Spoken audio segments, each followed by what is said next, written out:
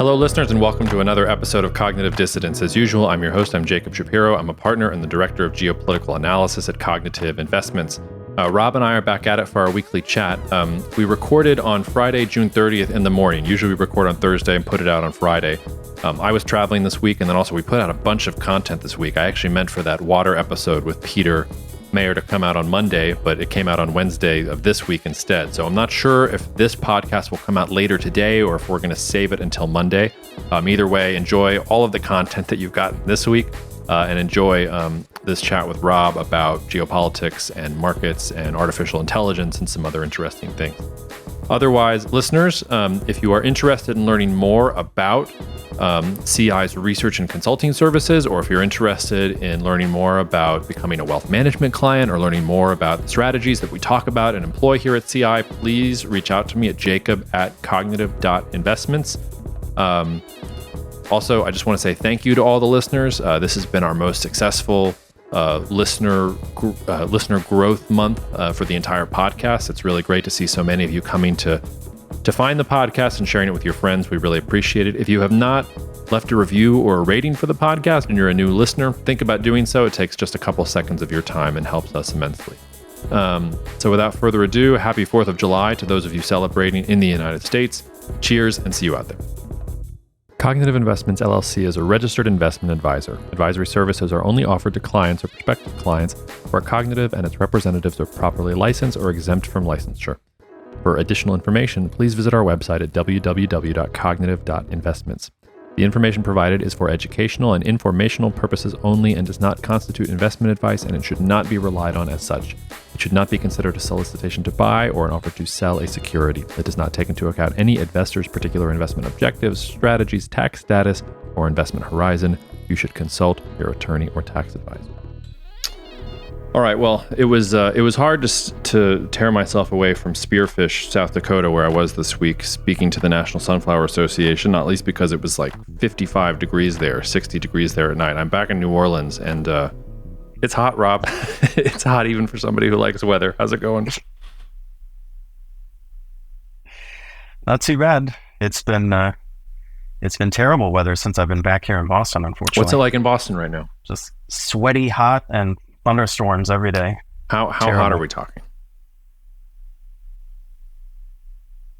Well, hot for Boston. It's humid. It's a humid heat. Yeah, I don't know. I'm maybe mid-80s. Okay. No, did you know that Spearfish was so great? I'm just going to riff on Spearfish here for a minute because I was there. I wasn't expecting it to be so beautiful, and it really was beautiful. I landed in Rapid City. I drove through the Black Hills Forest, National Forest, stopped in Deadwood along the way, paid my respects to Wild Bill and Calamity Jane. And I was reading about, because afterwards I was like, I didn't know this place was so beautiful, so I was reading about it, and I was reading that the Lakota controlled it for a long time, and they considered it sacred land, and then the United States was going to give it to the Lakota, and then they discovered gold, and they said, we're going to take that from you. Actually, we're going to give you some land that's further north. It's going to be great. Which, it was weird sort of driving around and seeing these like wide open expanses of grass and ranches and cows just running everywhere and no people. I don't know. On the one hand, I was like, man, I would love to live here and live on a ranch. And then on the other hand, I was like, man, I don't want to be part of this, like, I don't know, complex that like stole land. Like you could feel the sacredness of the land in general. I don't know if that makes sense. It was like a really peaceful place. And then when I started learning about it, felt really depressed about my country. So happy July 4th, listeners. I'm glad I turned into that. My goodness, that's a place to go to. This is where my mind spins when I'm on an airplane and American Airlines internet doesn't work, so I just have to sit there with my own thoughts. I can get one Wikipedia page up and then my mind just runs amok. Anyway, listeners, you're not here to listen to my meditations on on the United States and its role in world history. Why don't we, Rob, I think we should just talk a little bit because, Chase was on the podcast earlier this week with, sorry, Chase, but you were on sort of the doomsday tour. And yet, even as we've gotten into the second half of the week, the data looks good. Stocks are going up. I don't want to just talk about the indicators themselves. I think the question I wanted to put to you was, I think at the beginning of this year, the narrative really was things aren't going to be good. Like there's going to be a recession. The Fed is going to be forced to cut rates. And you're really seeing the opposite happen right now. Like maybe the Fed is going to raise for longer, but like, why do you think there was such a disconnect there? Like, how do we explain that basically every forecaster and economist was wrong about where the economy was going, and how durable do you think these initial signs of reacceleration are for at least the U.S. economy?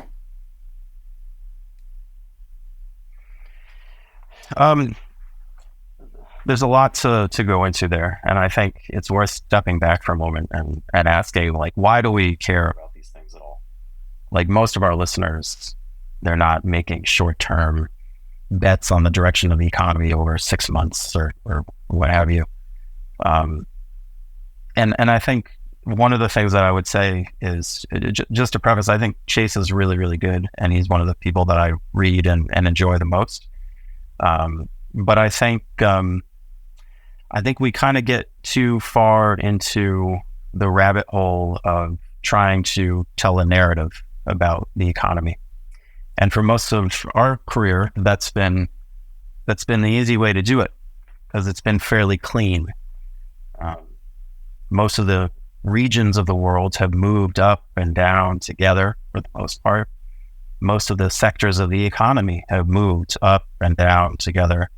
And you sort of had these big calls that you can make, where either, it's boom time for everyone. It's 2010 in the US and we're coming out of the recession and China's booming and everything is gangbusters, or it's, the sky is falling and it's 2008. And I just think that whole playbook is really hard to use now, because things are just a mess. And one of the reasons that I think people get disappointed in their forecasts is they're still trying to put the data together and come to a strong conclusion. Oh, we're going into a recession. Oh, we're going into a boom. And I think it's going to be somewhere in between for a very long time, and in a very messy and choppy way across the different regions and across the different sectors of the U.S. economy. And that's not a nice story for a podcast. No one wants to hear that.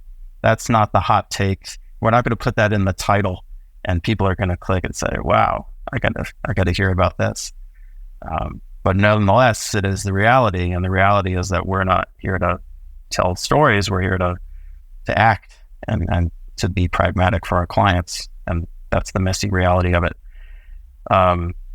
So with that sort of as preface, I think the next thing I would say is, one of the big misconceptions I think people have is they're used to thinking about the stock market as always moving with the economy.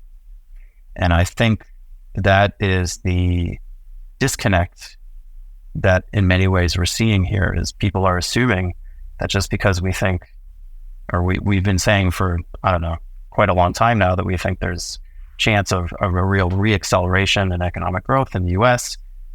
At the same time, we've not been particularly positive about U.S. equities. And that's confusing for people, because we're used to dealing with a situation where we're in a deflationary environment. We have excess capacity. And therefore, when economic growth and demand start to really roll, and you get revenue growth to really accelerate, it used to be that would flow to the bottom line and your earnings would accelerate. And that was great. That's why you saw those supercharged cycles in both directions. Well, that's not really the environment we're in anymore. And I think if you look at the 1970s, for example, an environment that people always refer to as stagflation, there's nothing stag about it. In nominal terms, the economy was absolutely ripping. The baby boomers were just entering the workforce, were just starting to work, were just starting to do things in mass. It was a time of extraordinary growth, and yet volatile and high inflation, and yet profit margins that were going down, not up. And I think that's really the playbook you have to look at when you look at, okay, what's the economy doing, and what does that actually matter for my investments, for my business, whatever it is that you happen to be managing. And I think that's sort of what we're experiencing now, where if we have a reacceleration like we appear to be having, I don't think that's necessarily going to be very good for stocks. I loved what you said about there not being a narrative going forward. It reminded me of Bernard Lewis was once, he's the great historian of the Middle East. Somewhat controversial, I think, in the second half of his career, but I mean, first half of his career, there's nobody better for thinking about the history of the Middle East. And somebody asked him to predict the future of the Middle East. I think in the early 2000s was when he said this. And he replied, well, I'm a historian, so I only make predictions about the past, and I'm basically retired, so even my past is sort of out of date. But I say that to say that, I mean, even when you're dealing with history, the difference between chronicles and history is somebody telling a story. So the moment that real history starts being written by Herodotus and people like that and going forward is when they take just the list of things that are happening and they try and string a narrative into it. And I think what you're talking about with markets is also extremely true about geopolitics, because people have all these data sets that they're trying to put together.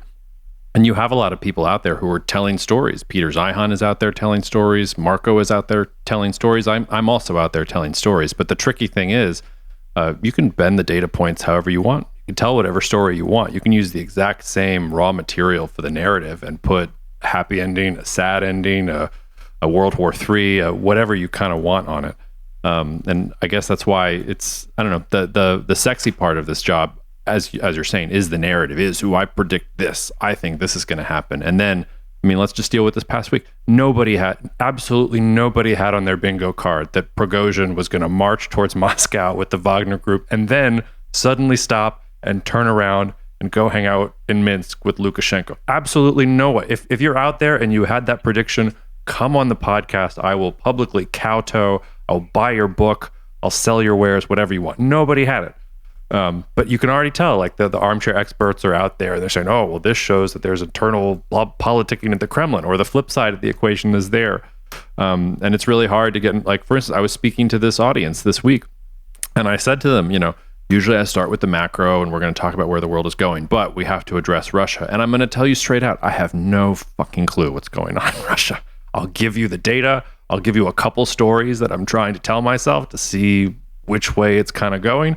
But we really don't know. Like, here are the things to watch for the next 4 to 8 weeks, and we'll know a lot more in the next 4 to 8 weeks based on the data points. So I take your point there. I think they're in a rush to tell stories, which telling stories is really about crafting meaning too. Like, we desire that meaning. Sometimes we forget that the data itself is agnostic. It doesn't tell a story one way or another. It's just what's going on. Yeah, frankly, I was a little surprised, not to go down into this rabbit hole, at the vehemence of some of the comments that you got on Twitter, like in response to the piece that we published in the Situation Report on Saturday. And like, I don't know what people were even talking about, but you had a lot of people got all hot under the collar saying, Jacob is a clown and this guy doesn't know what he's talking. Like, based on what? But it's it really, the public sphere is a nasty place. And for those who are listening to this, it's funny because I think we crave narrative, and anyone who's selling research or selling a story, they have to tell a narrative. And I've said in the past how when we do analysis at the firm, you need to have a narrative. You need to have an elevator pitch for what your thesis is. So you need to be able to do that. And that's a critical part of communicating ideas and theses and stuff like that. But, I think you have to take into account who's here to sell ideas and research and themselves, and who's here to actually do stuff in a pragmatic way. When we did the survey for the podcast, I thought it was really striking. One of the listeners wrote in the survey, they said, as soon as I realized that you guys were talking through the stuff you're actually doing for your clients, then I realized how legit this podcast was. And that's a double-edged sword, because it means things are messier than otherwise. but it also makes them true in a different way. Yeah, and I mean, I didn't read any of the hate mail that came in off of what we put out last week. I actually get more nervous when there is no hate mail because I feel like I need to push buttons if I'm doing my job correctly. The Russia thing was doubly hard though, because you have people who think they are experts or have their very strong opinions, and so they will express themselves. But then with Russia, you have that whole troll factory, and I don't know whether they're tied to the Kremlin or whatever else, where people are trying to spin this as, oh my God, Putin is a genius. He had this whole thing concocted the whole time. And, so you had some of those people out and about too. And I enjoy them. I enjoy seeing what honestly, I was a little disappointed. It wasn't very original what they were coming up with. But to your point about the public sphere, I mean, I don't know, is it that bad? I mean, when we go back and look at the podcast data, and we've had a lot more listeners in the last sort of 2 months or so. So welcome listeners that have arrived. And I mean, the podcast producer is still amazed that when people listen to the end of the podcast, we usually drone on for 45 minutes for an hour. I'm usually trying to cut us off at that point because I'm worried people are going to fall asleep. And for some people that cuts them out. They just want the sort of sound bites. But, there is a part of the public sphere, I think, that wants people to talk about the messiness, that is okay with people droning on. Maybe there's probably a concentric circle with people who have long drives or long commutes in the New York City subway and can afford to spend an hour with us kind of droning on and on. Speaking of, I don't know if you saw this. This is completely has nothing to do with geopolitics or markets, and I don't even know if this is true, but I saw this on Twitter, so it must be true. It was something about how, like, Seinfeld reruns, they like sped them up just a little bit so that they could get 3 more minutes of ads in the 30-minute blocks, and they were playing the videos of like what's on TV now versus what was on TV then. I wanted to light myself on fire. Point being, if you want to get through this podcast and us droning on about nothing that's important, I guess you can just speed it up. Yeah.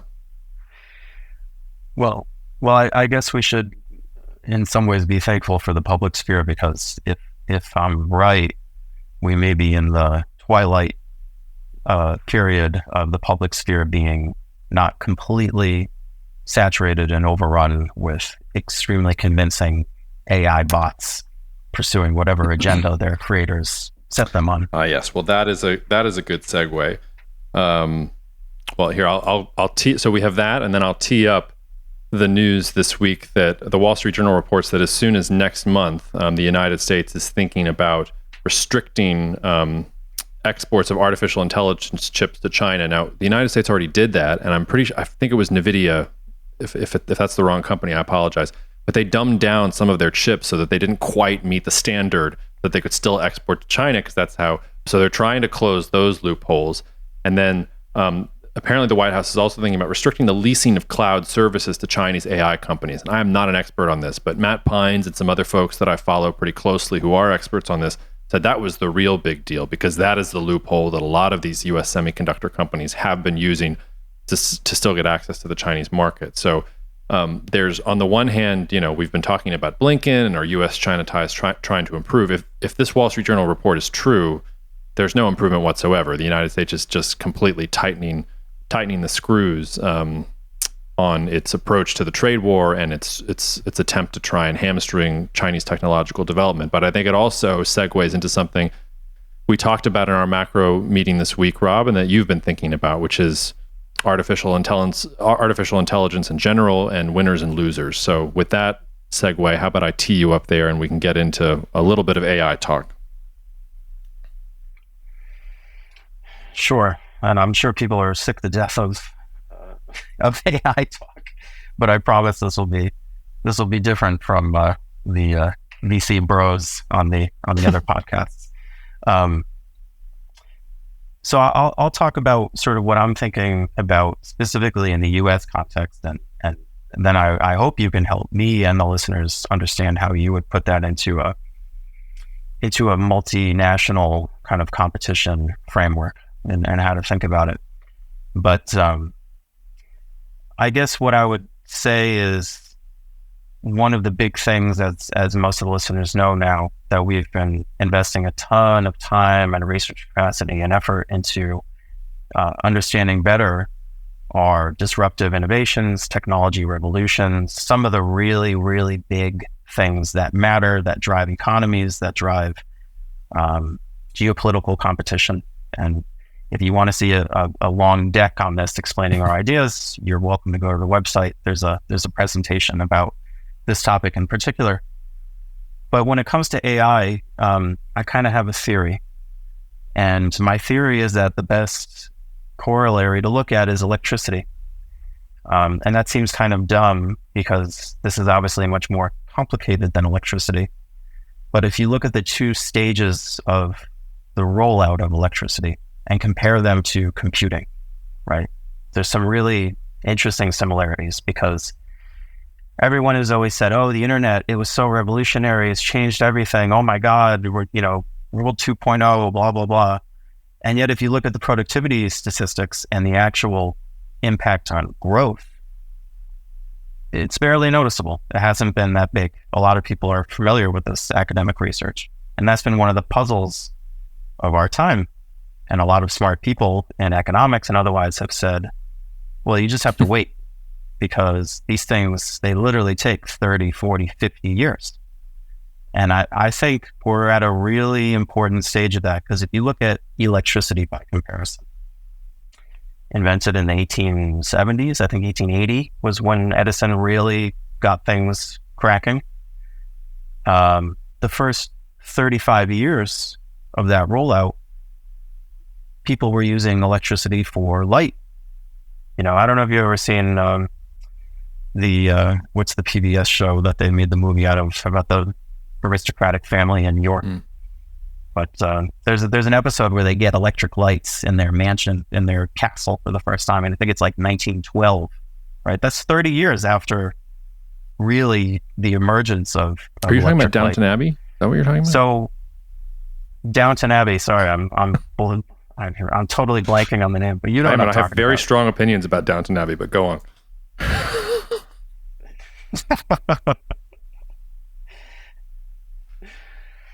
So Downton Abbey, is I think a good illustration of that. But the point being that electric light was incredible. It was revolutionary. It changed the way people lived. It changed the way people saw their outlook on the world. And yet, as far as pure productivity growth, like it did some things, but it wasn't huge. And it's funny because I was looking at this week and doing some research, ironically with the help of ChatGPT, which I was asking a lot of questions to guide the research. And I found an old Sears catalog from 1917. And it said on the cover of the Sears catalog, it said, use your electricity for more than just light.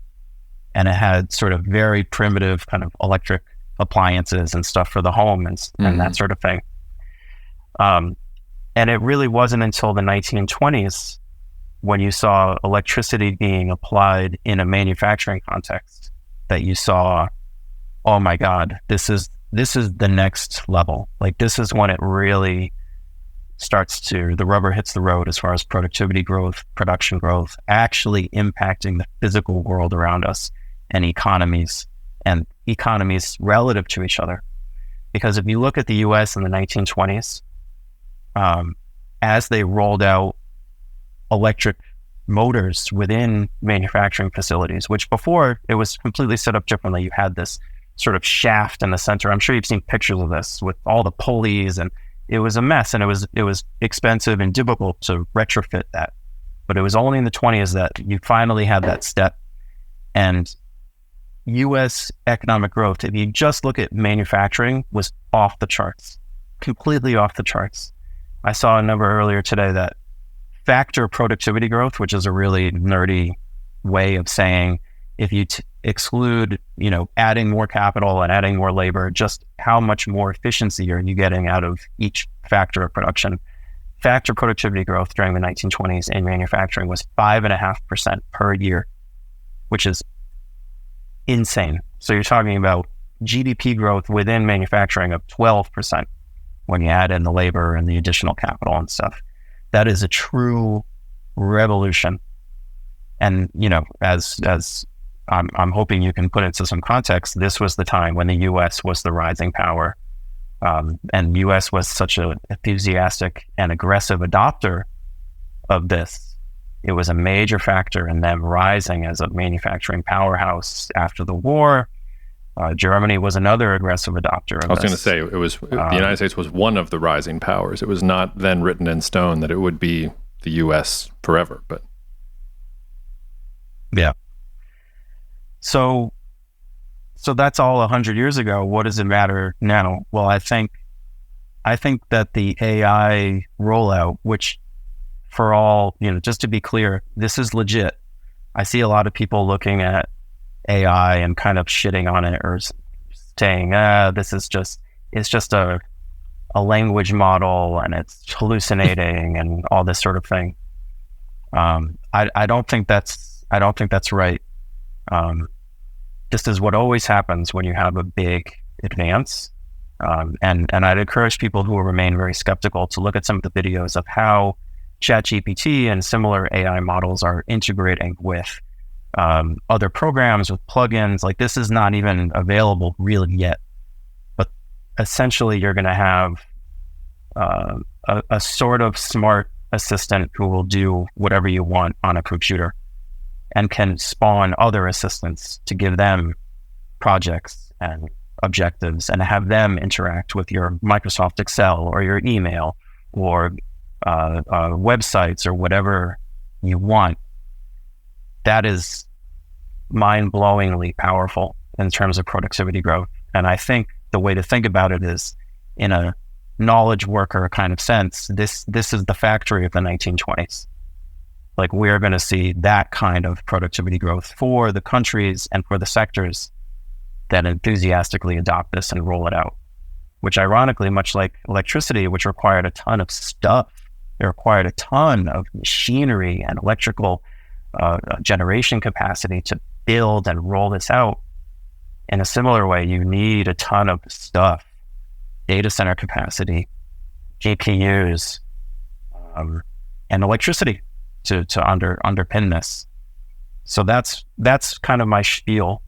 And I guess my question to you to hand it off would be, if that comparison is valid, then how do we think about this from a cross-country perspective? Who are the winners or the losers if a lot will really depend on adopting and rolling this out and building the necessary infrastructure behind it to actually get it done and use it effectively?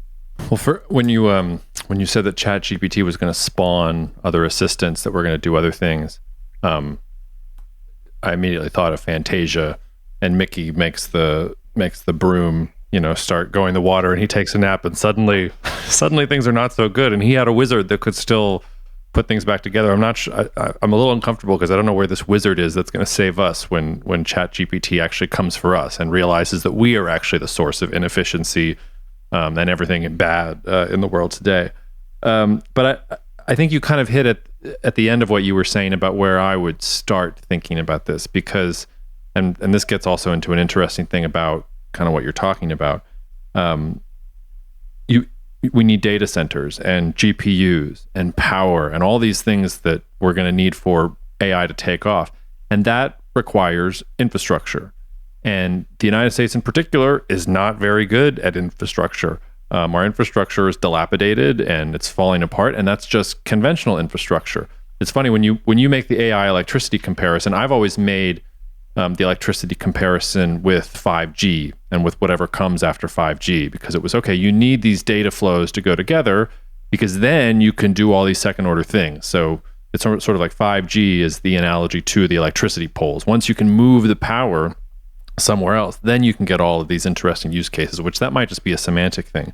But to your point, the countries that are going to be the best in terms of the infrastructure, those are countries like China. China is going to be ahead on all these other things because they don't have to deal with norms of democracy or anything like that. If they want to build out 5G telecoms networks or 6G telecoms networks, or put data centers in parts of the country where people are already living, they'll do it. They'll just move people around, or they'll order, they'll throw however many billions or trillions of yuan and dollars at the problem, and they'll get it built out. Like, that's the thing they're good at. Just look at, a really good example of this is high-speed rail. Look at high-speed rail in the United States. Go Google a map of high-speed rail in the United States, and then go Google a map of high-speed rail in China, and understand that most of that high-speed rail in China has been built over the last 10, 15 years. I was last in China in 2008. I still couldn't get a high-speed train from Beijing to Shanghai.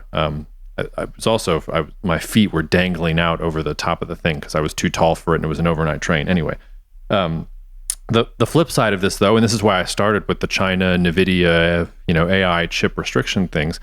China's really good at that infrastructure component, and it can, command economy. It can order things in that direction. But when it comes to the innovative side, like who has the best chips, who has the best data centers, who has all the best algorithms and things like that, that's generally not China. Although one advantage China does have here is they have 1 billion people. So they have way more data to feed through lots of these things than other folks do. And they control all that data themselves. So they can use the data and manipulate it however they want. Whereas in the United States, we have rules about that too. But still, like that move of innovation, like they are generally not at the forefront of that. And to get at the forefront of that, they've been relying still on imports of tech from abroad. And now that the United States is tightening the screws and saying, we're not going to give you what you need to make these goals happen. So they're going to have to, rebuild the domestic ecosystem for some of these technologies. And that's going to set them back a long ways because they can't move forward on some of the things they want to move forward on because they don't have the domestic ecosystem. The United States, we have some of those innovative capacities, but we don't have the type of government that's going to come in and command, okay, this is what we're going to do and this is what we're going to focus on it. And I guess this is where I'll throw it back to you. The reason the analogy of the 1920s and 1930s is so interesting is because you get the boom of the 1920s. Some of that also has to do with World War I and the fact that the United States government took over the economy. And so the 1920s boom, yes, it was electricity, but it was also because the United States had allocated a bunch of resources towards the war effort, and now it was the boom cycle after that. You get the 20s and the boom time, and then you get the Great Depression and the stock market crash and everything else that comes with it. And in comes FDR and the New Deal. And it's not just that FDR comes in, it's the Democrats sweep everything. FDR puts together a new coalition of the working class and Black Americans. And for, decades, the Democrats are the dominant political party in the country. And for a little while, they have the supermajority that they need to behave like a command government and in a command economy. And FDR decides, you know what? We need electricity everywhere. I don't care that markets don't like rural electrification. Put electricity. Every single town, every single place that is in this country will have electricity because, as you said, it's the future and we need it. So like we don't have all the electricity and productivity gains that you're talking about if we don't have 2 world wars where the United States government seizes the means of production, and if the United States government doesn't put its feet on the scale and say, okay, like we're going after electricity even though the market's not going to compensate for it. So it's that push and pull between freedom and innovation and a liberal economy, but also a government that can, when something is too big, because if you're right, what we're talking about a challenge that is probably too big for the market to do by itself in a short-term time horizon that would be relevant to all of our lives. Like how do you balance those two different things? That's really difficult. And here in the United States, at least the polls show like we're very, very divided. I don't see either the left or the right or the Democrats, the Republicans, or I hope some moderate third party can emerge from the ashes. Like nobody's going to have control of Congress in that way and be able to push through the types of infrastructure changes we would really need to make AI a reality. So maybe you're right. Maybe it's all true. Maybe it's legit. But I spend most of my time thinking about, okay, we need a lot more power to do this. Where are we going to get the power from? Like we just don't have infrastructure for that. Like, where are we going to get we haven't even rolled out any 5G for the most part, except in some cities as test cases. Like we sort of have to walk before we can run. So I get skeptical of AI, not because I think it's not legit. It's just I don't see how we build out the infrastructure that will make it possible to be realized in any sort of short-term time horizon. And the countries that you're looking for here are the ones that can marry the long-term strategic vision and have the political capital with their own population to push through things that are maybe unpopular so that they can get to the broad sunlit uplands of our AI overlords. It's very ironic in a sense, especially listening to the way that you laid out, because I think it's right. It's because if you want to just simplify and say, okay, the US over here and China over here, they're kind of, each has its own inclination, which is completely different. The US is chaotic and sclerotic, and, but more innovative, right? And then China is, we'll just bulldoze you and build whatever we want. And yet, obviously less on the cutting edge of innovation. And yet both of them, I think the key question is like, what is the catalyst to kick them enough out of their natural course that the U.S. is willing to be more authoritarian and build the national highway system or build, whatever it is that they need to do because it's viewed as a crisis.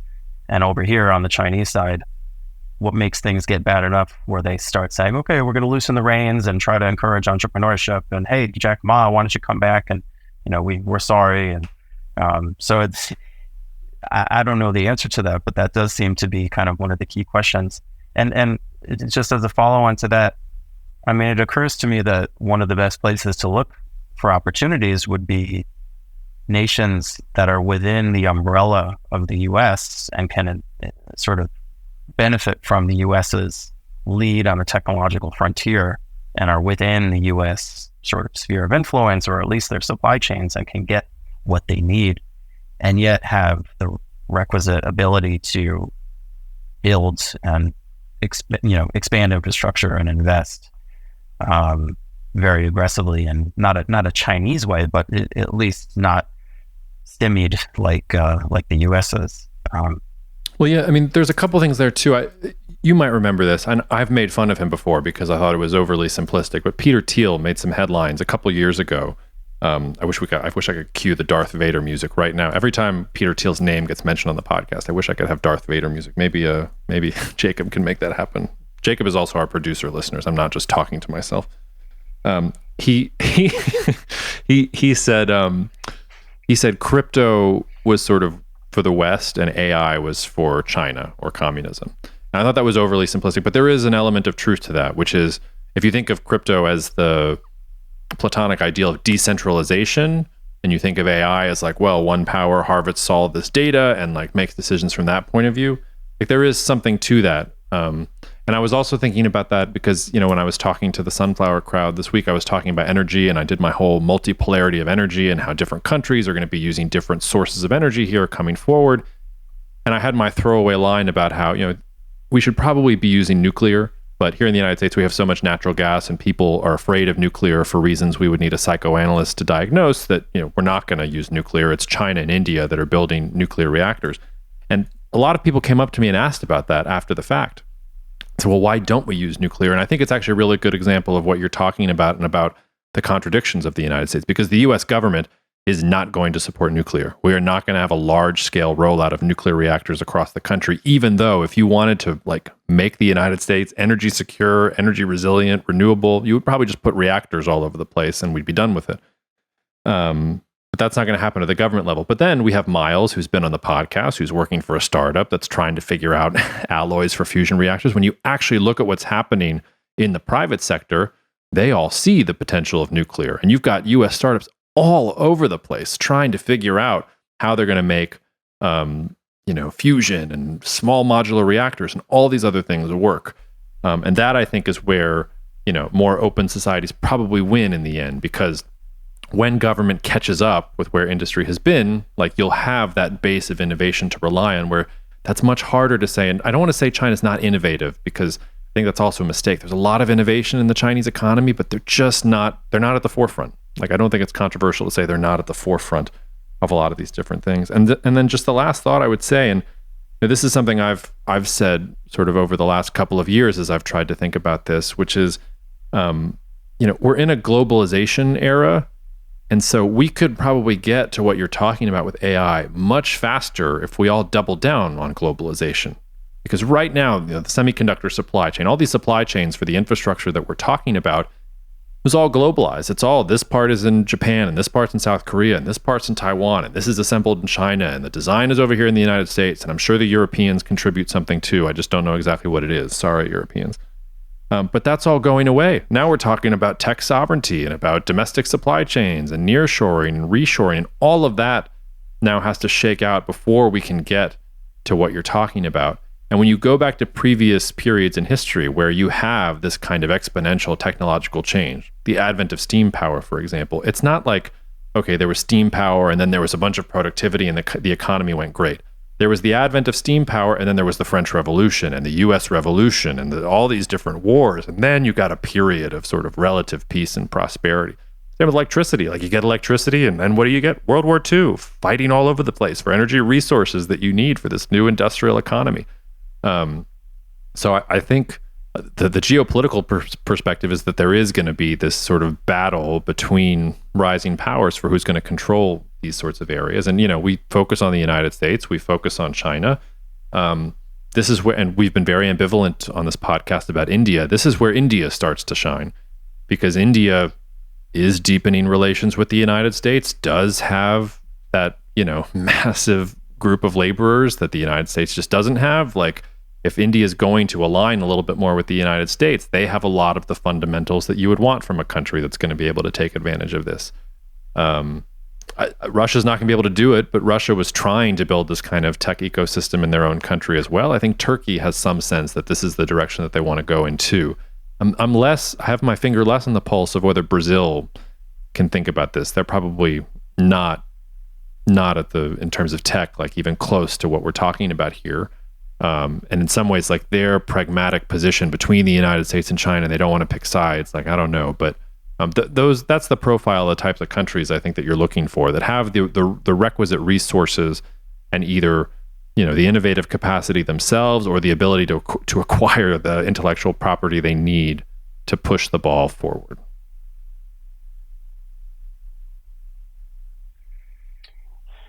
Yeah, I think you're right that you have to, if you had to choose between one approach or the other, I think you have to choose the U.S. approach, because having that innovation, even if it is in the context of a system that really struggles to do things sometimes, having that innovation is like you've caught lightning in a bottle. And it's shocking how rare and unique that is globally to find sort of, like, there's no other Silicon Valley, there's no other Cambridge, Massachusetts, where everyone is just like, it's almost annoying. Frankly, I come back from France, and I'm always, when I'm there, I'm like, God, I really miss being around people who are ambitious and doing things and they want to build, blah, blah, blah. And then I come here and I'm just like, enough. Like, I'm sick of hearing about your startup, and everyone's talking constantly about microchips and, genetic analysis and, anyway, I'm going off on a tangent here, but my point being that it seems like a better bet that the U.S. can find ways to get around that sclerosis than China can push that innovative edge to the top tier where the U.S. and I think there's one more way to think about this, and this is reflected in the strategic wealth strategy that we have right now, which is, you've already alluded to the massive amount of back-end infrastructure that's going to be necessary to actually use AI and all these other sort of things that are, automation, the data economy. There's a lot of infrastructure that needs to go into that.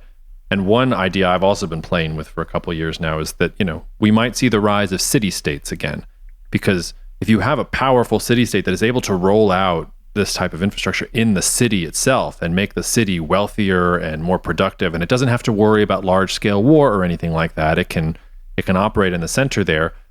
You might see city-states that in some ways are taking off ahead of either of other large countries. So, I mean, again, think about the United States.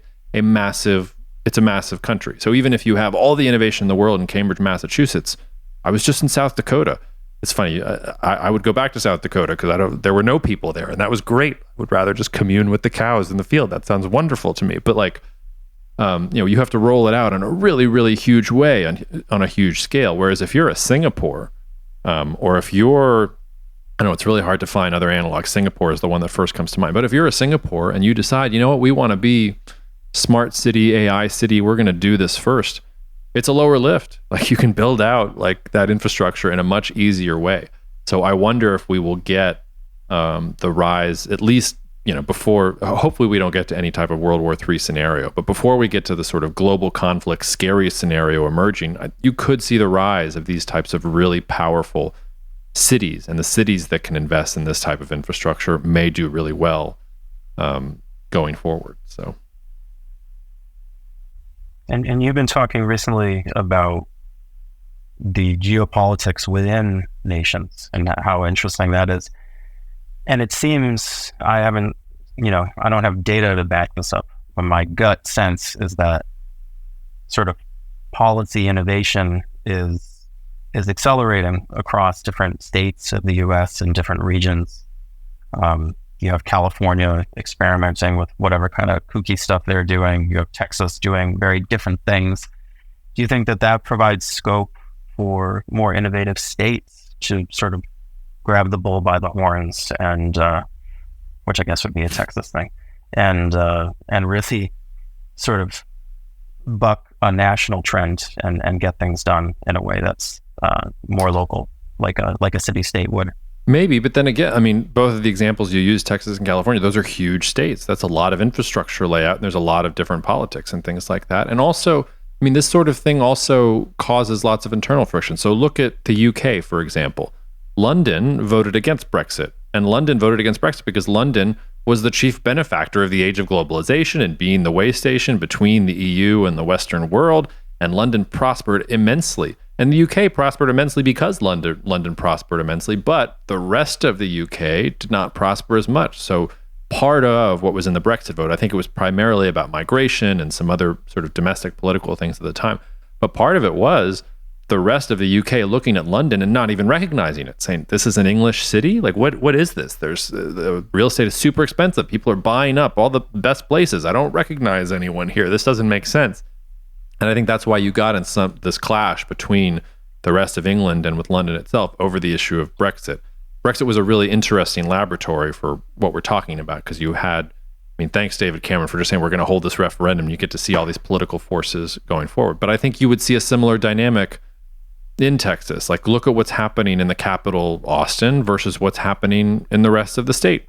Look at what's happening in the cities in California versus different other parts of California that are very farm intensive or agriculture intensive or depend more on migrant, so there's a lot of divisions there. And I think it's going to cause a lot of friction, especially in these larger countries where you're trying to deal with, both cities and, rural areas and trying to make those things work, which is why I say, if you're just a city state, you don't have to worry about some kind of hinterland or, a raising tide lifting all boats. You can make those decisions without having to worry about the rest of the state. So that's why smaller scale countries might be at the forefront here, because they can roll this stuff out first. And then the larger countries can adopt it when they see the proof of their works or when they figure out how to make it work for the national economy in general. So by that logic, you might be looking for a smaller state rather than a big one that has the resources of a Texas or California. Look for a smaller state that is forward thinking, that is able to invest in this type of infrastructure and then roll it out going forward. If that thesis is right, it might not be correct, but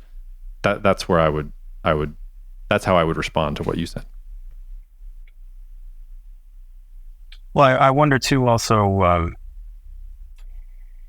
if you see increasingly ways to get around some of these bottlenecks. So traditionally, we think of infrastructure, we think of big interconnected systems that require a centralizing authority to put them in place and maintain them. And in many ways, that's still true. But let me give two examples of things that I find interesting to think about that are counter to that trend. Number one is SpaceX and Starlink. I mean, high-speed internet is the quintessential infrastructure example. You literally have to dig up under the roads and lay the fiber, and I mean, it's a nightmare. It's an extremely expensive nightmare. And now you have this company that's emerged, that's a private company, and obviously you can provide internet to war-torn areas of Ukraine. And if you are in the US and you're not on the fiber grid, you can get a Starlink unit. And I saw someone posted their download speeds, I think it was like 170 megabytes per second on their Starlink unit I saw just last week. So as technology improves, is it naturally decentralizing in some ways where you can innovate around some of those institutional bottlenecks? And the other example, I try not to talk too much about specific investments that we make here, because I don't want people to think that we're necessarily talking our book. And frankly, we try to keep some of that close to the chest. But this is such a good we example. also want people to be clients if they get access to those ideas. But I hear you. Well, yeah. Well, we have a lot of investments, so we can talk about one. I don't think we're going to be giving the game away. But this is such a great example of what I'm talking about that I can't help myself, which is Bloom Energy. So our CI innovation strategy, which essentially tries to research and identify these trends that we're talking about right now and figure out, okay, well, which companies, both large and smaller, are positioned on the right side of history. Which ones, if you were to own them today, would you want to, put it in a lockbox and 15 years from now, open it up and say, oh yeah, they got that trend right. That big exponentially growing trend that everyone was talking about. And so we just added Bloom Energy to the CI innovation strategy. And the reason why I say it's an interesting example of this is because, for those who don't know, Bloom Energy makes fuel cells, and they're primarily known as a hydrogen fuel cell company. So you take hydrogen, use it as an input to the fuel cell generates electricity. And these are not for mobility applications. You're not going to put this on a car. This is for data centers, industrial sites, that kind of thing, where you need power on site and you need a lot of power. And the reason why this is an interesting one, because it's not just hydrogen. They can use natural gas, they can use methane, there's all sorts of fuel stocks, biogas that they can use. So it's very flexible.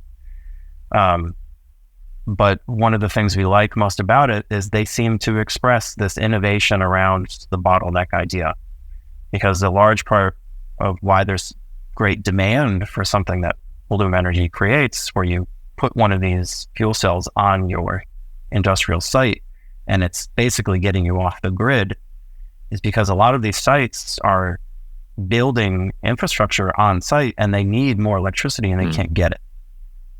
They can't get it because the local grid can't produce enough, because they can't authorize and build the connections from the generation capacity to the site in an expeditious way that doesn't take years and environmental reviews and permitting delays and et cetera.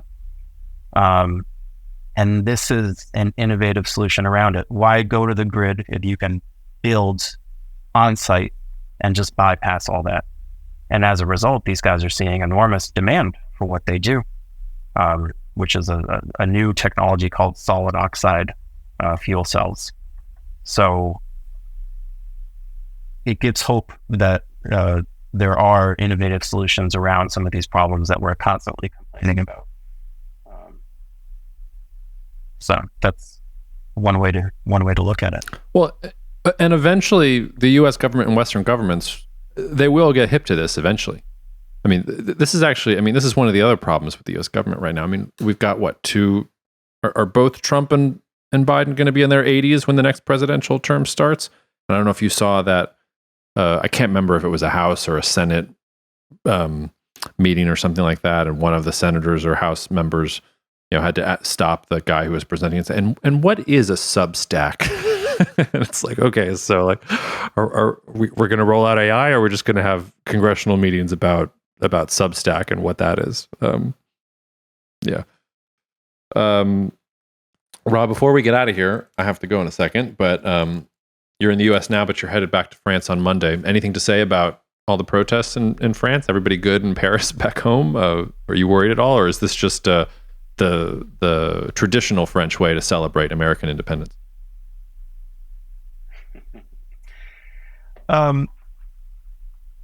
So I think, first of all, I get these messages all the time when I'm over there, and I'm sure any American who lives there does, where people see something on the news and say, "Oh my God, are you okay?" And you're not even aware of that's going on. This is happening, but the French are very funny in that way. And just getting back to the protests over the pension reform, for example, right, which were very raucous, lots of cars getting burned, and similar sort of situation. These things are, it's really hard to explain. In the case of the pension reform, a lot of that is so choreographed, for example, sort of choreographed shows of revolution or violence And you don't get the sense that things are out of control when you're there and you're experiencing these things. You get the sense that this is almost like a dance going on. Now, this with the Baidu and these things inevitably happen. Every year or two, there's some incident, some kid gets shot. There's something that inflames tensions, and there's a lot of violence and issues like that. It's not a sign of instability per se. It's a sign, I think, the French, and I'm sort of ranting here, but what I mean to say is, as Americans, in my experience, we're used to thinking of things being like kind of wild and chaotic. Like, you don't know who's your friend, you don't know what your relationship is. Like, this guy who's dressed like a slob could be Mark Zuckerberg. You don't even know about it. Like, it's not clear. There's not a structured society that we have. Every state has its own laws. They're all a mess. So, like, there's weird laws in Massachusetts. You can't buy a beer because of some shit from 1682. And like, that's what we're used to. And we're used to instability being sort of the norm. Whereas France, I think the way to think about French society, and this is going to sound so presumptuous that I'm saying how to think about French society, but think of it like a beautifully crafted machine that needs to let off steam. Things are much more structured, much more rigid in both good and bad ways, because that rigidity can be a huge asset in many ways. But it also means that you don't get the kind of instability. Like, this is the letting off of the steam, the pension reform, people burning cars, turning them over in the street. That's the system working the way it's supposed to work, in my view. That's how they express, let out the pressure that otherwise would build up, too many levels of protocol and day-to-day life. People's heads would explode if they can't go crazy every once in a while. But the issues with the Baidu I think are representative of this, because these are people who are outside of that beautiful machine, and they don't know how to get in, and there's no real mechanism for them to get in. It's not like the United States. It's not like you can move to suburban Virginia from Somalia, and in 5 years, you're pretty much American, like, in many ways. Like, there, it just doesn't work that way. It's really, really, really hard to get into that beautifully crafted machine if you're outside of it, and especially if you're not French. So I guess I'll shut up now, but basically the two takeaways are: A, it's not as big a deal as it looks like on TV, and B, it is a real problem, and it's not a problem that's very easily solvable, and it probably won't go away anytime soon. I think that's a great take, and I'll close by just saying this is another way in which the United States and most English-speaking countries have such an advantage, which is they can assimilate immigrants, which even, liberal democratic Western society like France really can't. To give you a tangible example, my grandfather, who ran away from Austria and the Anschluss, went to France because he thought he'd be safe in France. That wasn't the best decision in the world, but fought in the French army for as long as it lasted. I have his papers and his orders and everything that he did.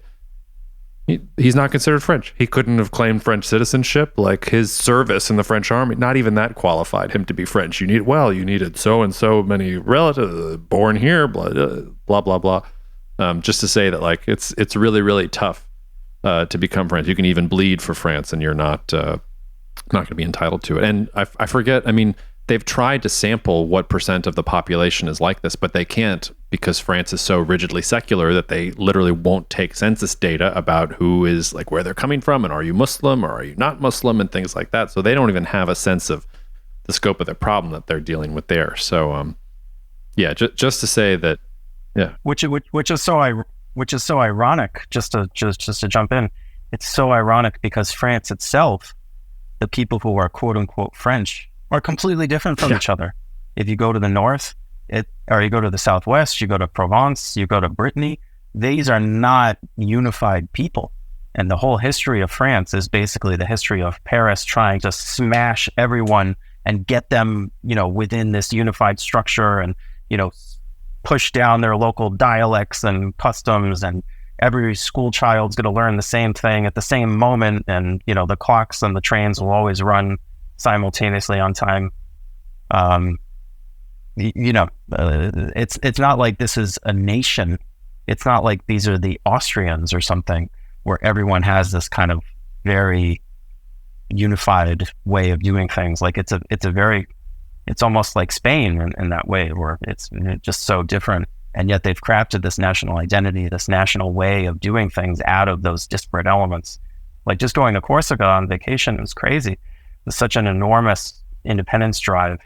They're so resentful of being French, and you can just see the elements of just, boom, we're going to basically punch you in the face for 200 years until you say bonjour the right way. And you know what I mean?